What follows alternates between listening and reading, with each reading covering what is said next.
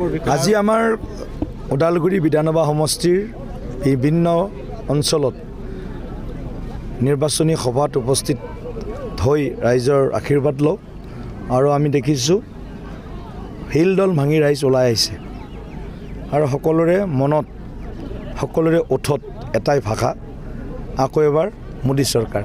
গতিকে মোদীজীক ইমান ভাল পায়, ইমান শ্ৰদ্ধা কৰে, তো সকলোৱে মোদীজীৰ কামৰ প্ৰতি আস্থা ব্যক্ত কৰি আস্থা প্ৰকাশ কৰি এনেধৰণে তেখেতক আকৌ এবাৰ প্ৰধানমন্ত্ৰী হিচাপে নিৰ্বাচিত কৰাৰ বাবে সাজু হৈছে আৰু আমি নিশ্চিত ৰাইজৰ এই যিটো মনৰ ইচ্ছা, যিটো মন মে মোদী নিশ্চয় 26 এপ্ৰিলৰ EVMত তেওঁলোকে এইটো মানে তাৰ প্ৰকাশ কৰিব আৰু মনত থকা যিটো মন মে মোদী ভাৱ সেইটো ভোটৰ আকাৰত আমি 4 জুনত দেখিবলৈ পাম। ৰাইজৰ বঁটা কেনেকৈ?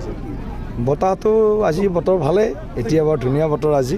গতিকে মই ভাবিছোঁ এনেকুৱা বতৰে থাকক যাতে মানে ৰাইজ বেছি গৰমো পাব নালাগে আৰু বেছি ঠাণ্ডাও পাব নালাগে। ঠাণ্ডা গৰমৰ মাজেদি আমি নিৰ্বাচনটো পাৰ কৰি দিওঁ। ৰাইজে যিটো দেখিছোঁ ৰাইজৰ মানে ইচ্ছা, ইয়াত আৰু বেলেগ নাই আৰু। মই বাৰে বাৰে কৈ আছোঁ যে এইটো 1000 টকাৰ যিটো নোট সেইটো এতিয়া নচলে বজাৰত। গতিকে সেই নোটটো যিহেতু নচলে, সেই নচলা নোটৰ লগত কোন থাকিব?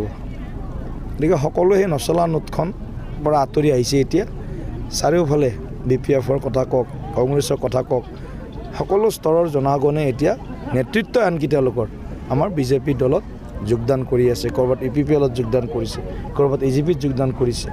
তাৰমানে তেওঁলোকৰ মনৰ পৰা এইটো ওলাই গৈছে আৰু যে অহা হয়তো 20, 25, 30, 40 বছৰ অসমতে হওক বা দেশতে হওক বা BTRতে হওক কংগ্ৰেছ বা BPFৰ কোনো ভৱিষ্যত নাই। সেইকাৰণে ভৱিষ্যতবিহীনভাৱে কোন থাকিব?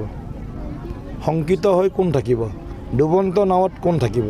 গতিকে তেওঁলোকে চব ওলাই আহি এই দিশত ৰাষ্ট্ৰ নিৰ্মাণৰ দিশত 35 লাখ BTRৰ বাসিন্দাৰ উন্নয়নৰ স্বাৰ্থত তেওঁলোক আজি ওলাই আহিছে।